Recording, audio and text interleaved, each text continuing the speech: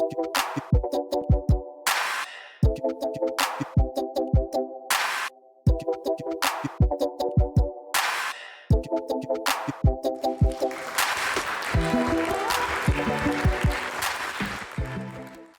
this. Who is ready for this jam-packed, power-packed panel that we're getting ready to have? It's going to be exciting.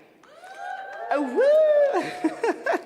Excellent. So let me go ahead and introduce our panel. Did Nicole, Nicole is busy. Did you want to come on up, Nicole? Okay, so Nicole is going to be first and foremost a part of our panel. We've met Nicole. We know and love Nicole. We also have Anita Gibson, Director of Prince George's Christian Academy, and she is also an author, speaker, and educational strategist. So let's have Anita up to the stage as well. Woohoo, woohoo! And then, last but certainly not least, we have the esteemed Amber O'Neill Johnston. Now, Amber was with us last year. Does anybody remember having Amber here? And she was so inspirational, got a chance to speak with us. Come on and have a seat, yes. She was so fantastic, and I did already see her booth in the back, but let me tell you a little bit about Amber. So Amber is known as Heritage Mom online. Does anybody follow her on Instagram? Yes. So I'm a fangirl. I'm not shy about it. I love me some Amber. Okay, so follow her on Instagram. Also, she has a blog that has so much information that really is going to be kind of in written form what we're getting ready to talk about here on the panel, and that's integrating our culture into our homeschooling experience. And Amber also just wrote a book. She is an author. She has been an author for quite some time, but she has a new book called Soul School that is hot off the press. And if you are like me, you pre-ordered it months ago. And I got, my husband was telling me, he was like, something just arrived at the front door. I think this was yesterday or the day before. Something just arrived at the front door. What'd you order from Amazon? And like most people, I'm like, I don't know. I order stuff from Amazon all the time. Well, I looked on there. I looked on our little, past orders, and it was Soul School. Soul School has arrived at my home, and I am so ready to dig into it. But we get the author here in person, and so that is super exciting. So we have Amber, who is joining us here, and I'm going to let them take it away. Who's moderating? Nicole? Okay, Nicole is going to take it away. All right, ladies.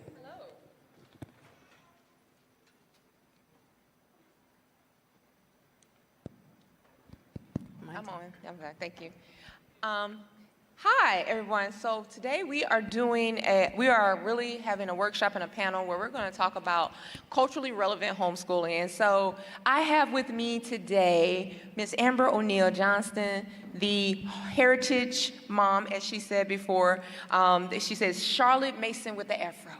So we're going to be talking more about her book, and also just the space in which we create joyful, nurturing spaces for our black and brown babies, and for any child, honestly, to be able to create a space that it speaks to your journey, it speaks to your heart for your child, and a place where your child will actually be growing to being a lifelong learner. And we have here Miss Anita Gibson. So Anita, She's one of those people you call on the phone and she just speaks so calmly and wisely to you. Hey, have you ever been like on 10 and somebody goes, "It's okay. We're gonna make it through. The Lord has us." So that's Anita. But more importantly, Anita has some amazing kids that she has raised. Your daughter knows several languages, right? Yes. And so she's also, as she said before, she has been in this homeschooling game for so long, 30 plus years, being a curator of Prince George's Academy, which is an umbrella school for homeschoolers. If you don't understand what that is, it's kind of like an overview of where you report your transcripts and things, but she's not here in this state, she's in another state. But I wanted to go ahead and talk about and get with the questions of, so I'm gonna start with you, Anita, because in this space where we are seeing a lot of, we really don't want to hear a lot about you individually. And that is the outside world. Yeah. That's the outside world. We can push the outside world away. In the space that you create within your home, how can you start those conversations with your children just in a daily way where it doesn't feel intrusive, like you're trying to combat an outside message, but you're just speaking directly to them and nurturing them? Well, one of the things that helps is to have a natural environment in our home where our kids show up, where who they are shows up in the books that are around and the things that we watch, as far as video, in our own language. Back in the day, we had parents, and do you guys remember parents saying things like, you sure are pretty even though you're dark-skinned? You got those kind of things. And so there is, we have to combat those kinds of things. So we created like colors for our skin. Our children were all in the spectrum. So our darkest daughter, we called, she was like chocolate midnight. And then our middle daughter was like caramel. And, our son was a cream. We just started referring to who they were in positive kinds of ways that help combat the other things that might be going on or being said. That's beautiful. So you give them, you make sure to, kind of like when I'm talking to some of the kids who are, you'll say, okay, sweet. I have one teacher here, one of the homeschool moms. She refers to every child, every little girl. She said, okay, sweet girl. Okay, sweet girl. And that's how she calls all the little girls. And they do respond differently. Yes, they do. So how would you say, well, we know you've written books about how to bring that into the space in a nurturing way, but on a morning at Amber's house, after people have fought over food and said, leave my stuff alone, after that, what are some of the ways in which you're like, okay, we're just gradually easing into this day and showcasing the things that make us different, but it's normal. It's just our day.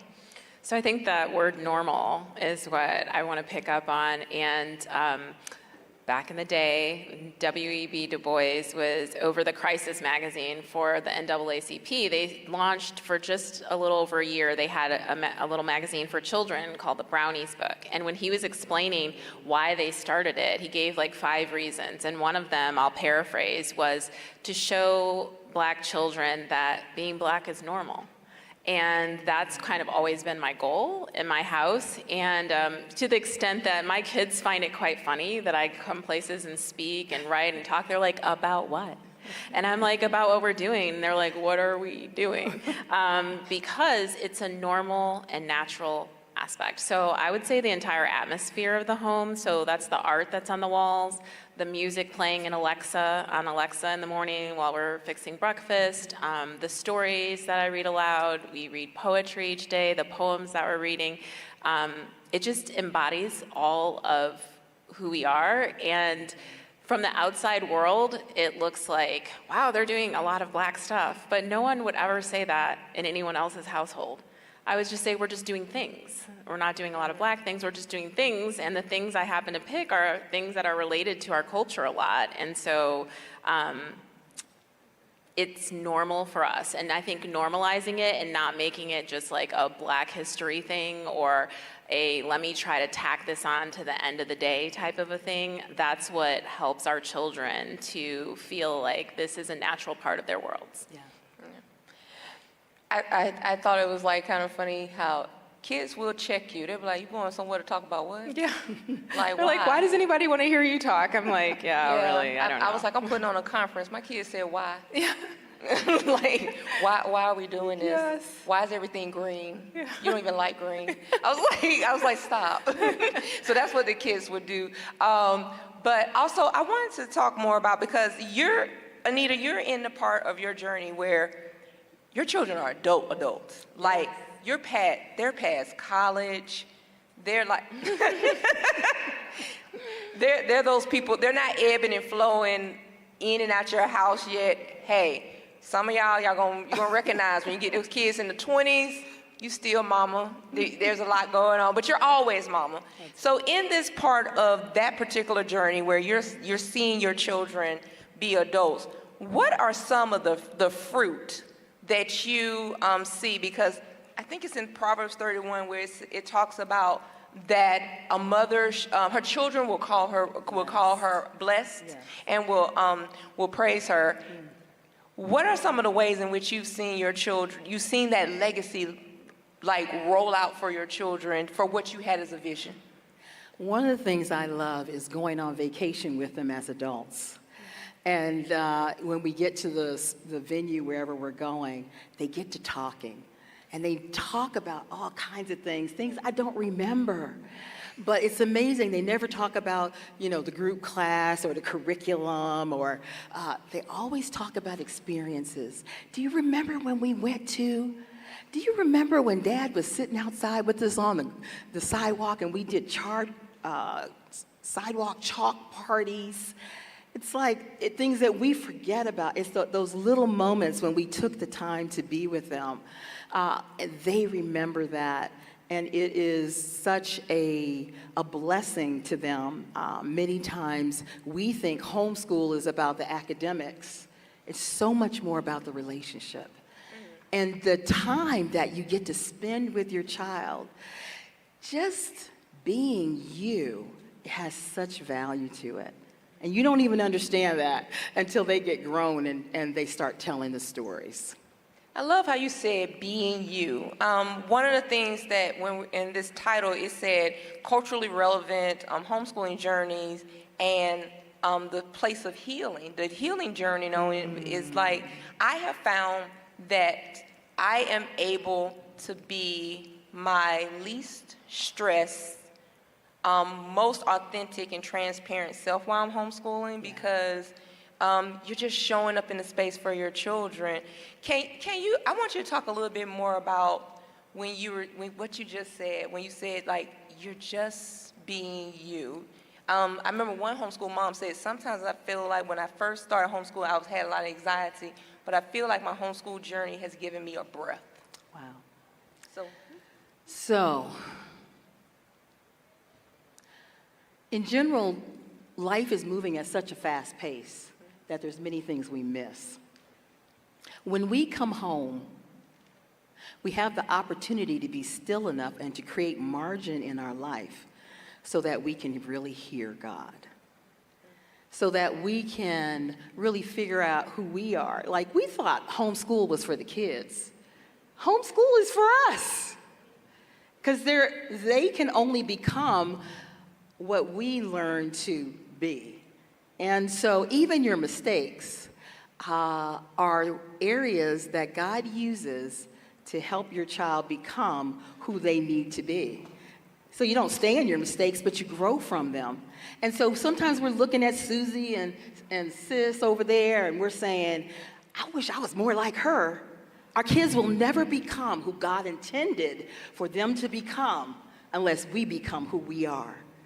They won't do it by going over to somebody else. And the things that we think are issues or problems, the things that we're working out, they're watching us work them out.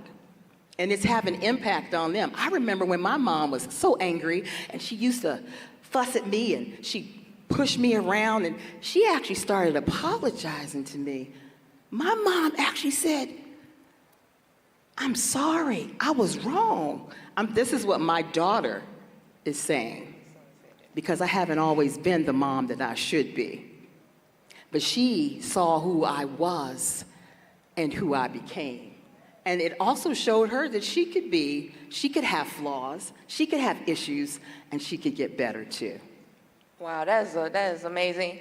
I remember my son came home from college, and he said, oh, I was sitting over there. He goes to Kennesaw State. And he said, I was sitting in the dorms, and we were all talking. And I was like, yeah, like, I remember one time my mom, and then she said, she came in and she apologized to me. And somebody turned all the way around and said, your mama apologized to you? He said, even when my mama is dead wrong and we can prove it with video evidence, she will not apologize to me. And I was like, what? He said they had almost an hour conversation where they're like, explain to me this apology. Did she redo it later on? Did she turn it into your fault? And I was like, wait a minute, they've never had a parent to go, I made a total mistake. I thought this happened, I was out of order. And that is pivotal because at 23 years old, he was saying when he told that to his friends, and then they said, hey, we're gonna come, can we come over to your house this summer for a barbecue? And they all came over there and they were just like so excited to meet me because they were like, you're the only parent we've ever met that apologized. And so that was amazing. So I want to, in your space, you're still dealing with the kids who are younger. Welcome to high school. I heard you got a 9th grader. 10th. 10th. Yes. Oh, all right. Yeah. Well, I have a high school senior now too. Oh my gosh. So welcome to high school. Thank you. I feel like in the high school space, and when we're trying to be our best selves, I found that the homeschoolers, and I don't know if anybody else, I feel like a lot of our homeschool boys and girls, they show up in such an authentic place that you're like so surprised. And it's kind, but they'll tell you the truth. But they show up in such an authentic place. When you're trying to navigate that space so she feels like she can be her authentic self outside of your homeschool space, have you had to navigate that yet in any type of way? And how do you make sure that she understands that she's the same everywhere as far as like being that beautiful person that God created? That's such a good question, and I have had that. My oldest 2 are teens. They're girls. The boys are 11 and 9. But with those girls, we've had instances where my oldest is trying to, for instance, prepare her resume or application for college, and she's like, they're telling me online, like, I need to do this, I need to do that, I need to have this, I need to be the president of this, and the vice president of that, and the treasurer of this, and the secretary of that. And she's like, well, Mama, that's not what I want to do. She's like, I still want to serve, but I don't want to serve in this organization. I want to continue to go to the food bank. I want to continue doing the things that I had always done. I want to create and make things with my art and all of that. And so trying to help her balance her authentic ways of serving her community and fulfilling her passions and gifts, and balancing that with needing it to show up a certain way in order to get what she wants. And it's difficult because all along in homeschooling, we've done everything the way we wanted to do it, and it was always okay. But now there's like a molding and a shuffling that's occurring in order to, for her to reach her goals in a system that I don't control. And so it's been difficult. I don't have all of the answers. It's a work in progress. We went to a college expo at the Georgia World Congress Center last weekend, and we talked with one of her target schools, and she explained that to the woman, and I was like, thank you. And she said, no. She said, do what you feel led to do, what you know you're supposed to do, and let the application do what it does. And she was like, don't create a persona that you think is impressive in order to get something. She was like, because it won't be real. She said, just put the truth about who you are on there, and that if you're meant to go to that place, the person reading your application will see that as a benefit and an asset for their school. So I was so thankful. I was like, I feel like I planted her there with that answer. But that's what we're kind of going through right now. That's good. I heard something there that I've always said is super important in homeschooling. You talked about volunteerism, because I do feel like in the space of volunteering, it is a part of your curriculum in the sense of having people deal with different populations. I know specifically, like here at this church, they have a homeless shelter that's located here, and so my teen has volunteered there. I want to know, in the space of, have you ever, and this is going to be one of those questions, have you ever had the time where your kids, because they're homeschooling, they're so sheltered, they feel almost afraid of other people in our community?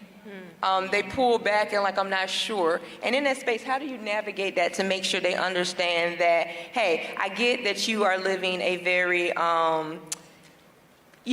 mommy shelter, daddy shelter, privileged life. I said, you are definitely a suburbanite, baby. You're not a gangster, you play soccer.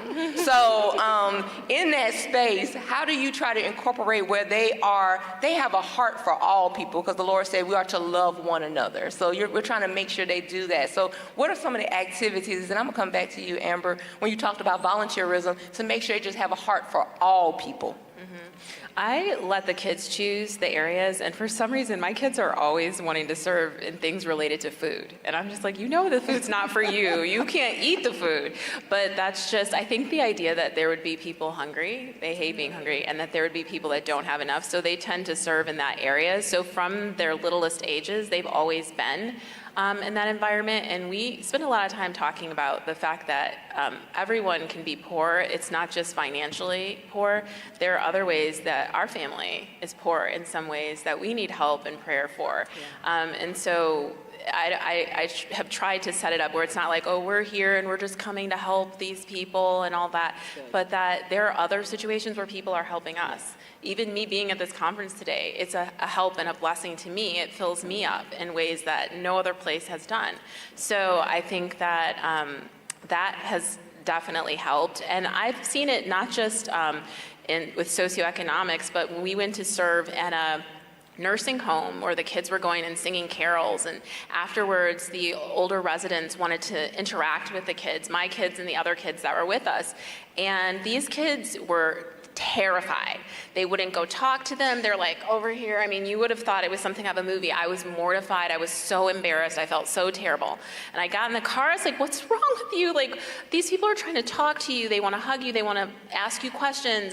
And what, you're running away from them, basically. And they were like, Mommy, they're so scary.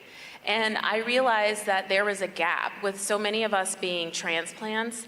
The kids are not growing up with older generations. And so we're with homeschoolers and all these young families, and they were afraid of elderly people.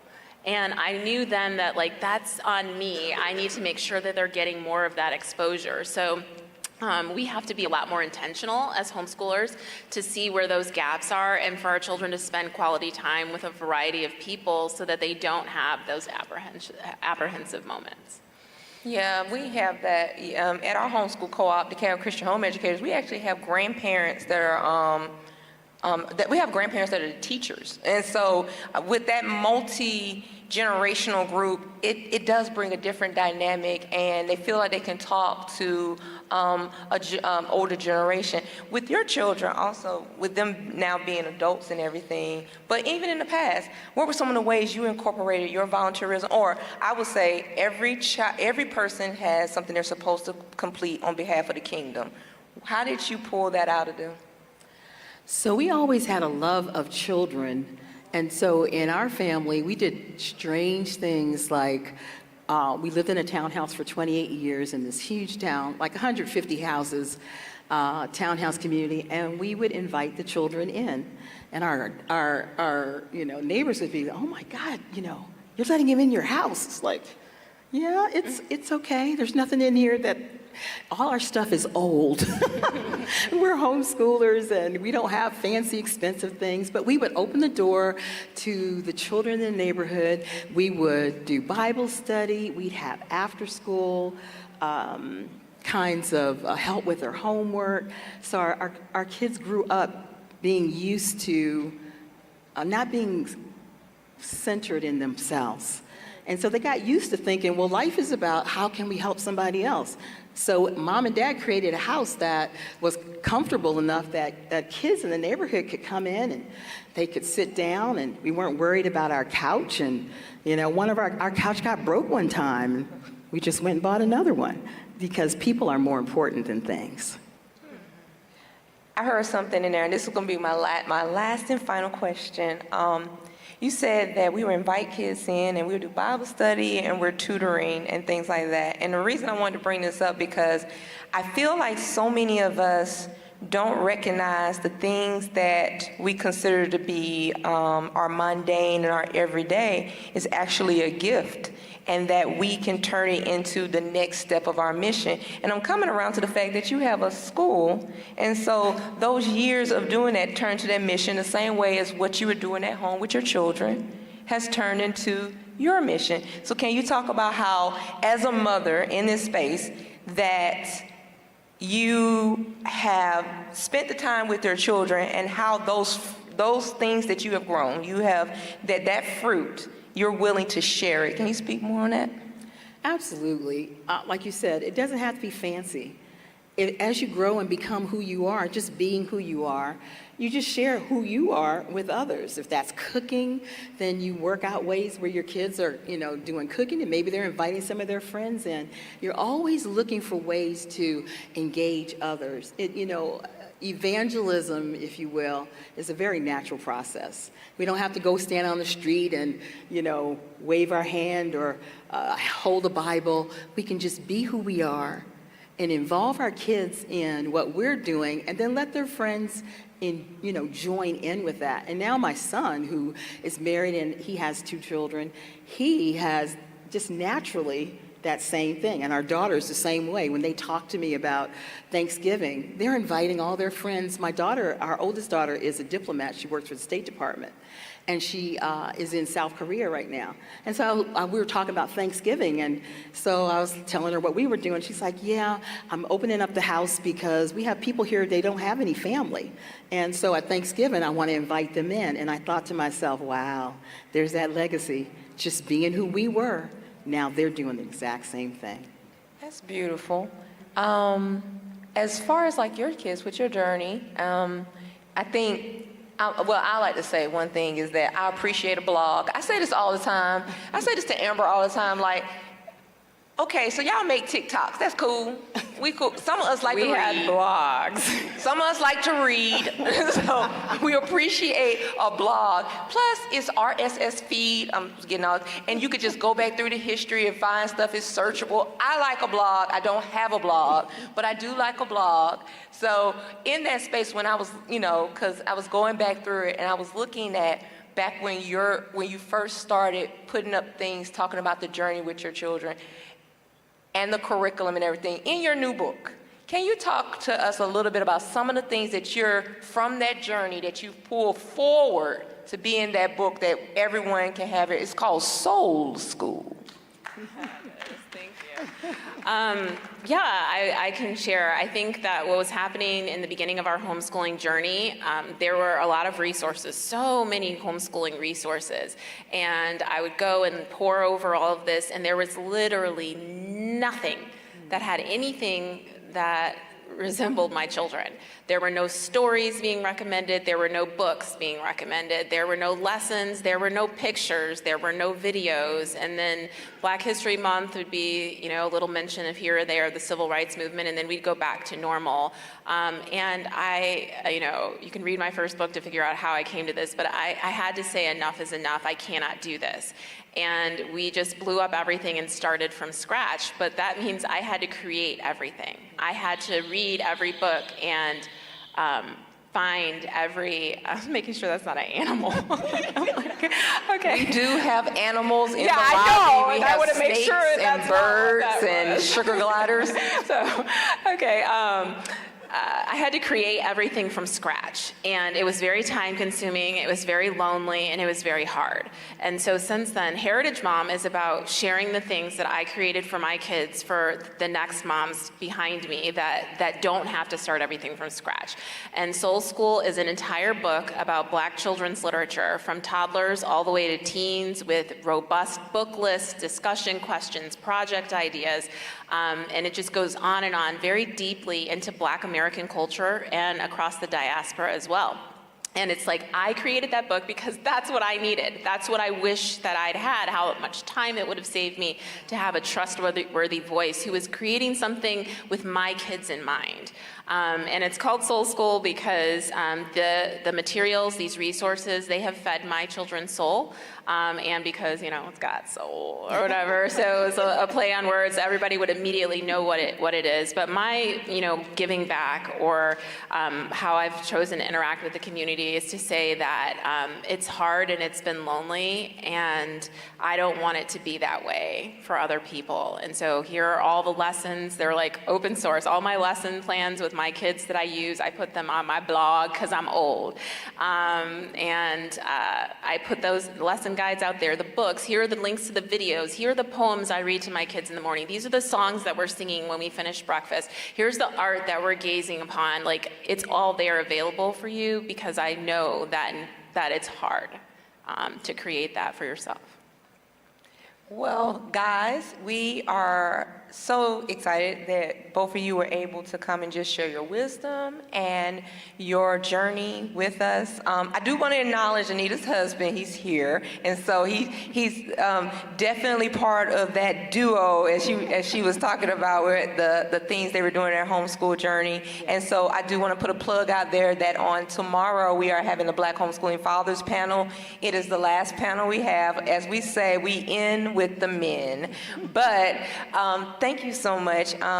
Please, please, please, if you have an opportunity, visit Amber's table here with Soul School, and also visit Anita's table. She is also here because Anita is also a sponsor.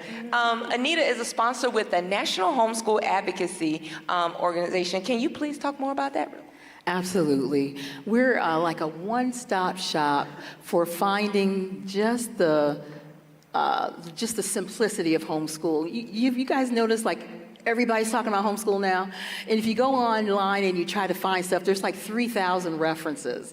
And everybody's a homeschool expert now. And so we've created an environment where we vet experts on special needs and Spanish and different areas, military homeschool, where you can go and you know these people, yeah, they're the real deal. And so that's National Homeschool Advocacy. Okay, thank you. And we greatly appreciate you supporting this platform. So, thank you so much. And we are going to go ahead and take a break. We will be back at the time for the Lunch and Learn.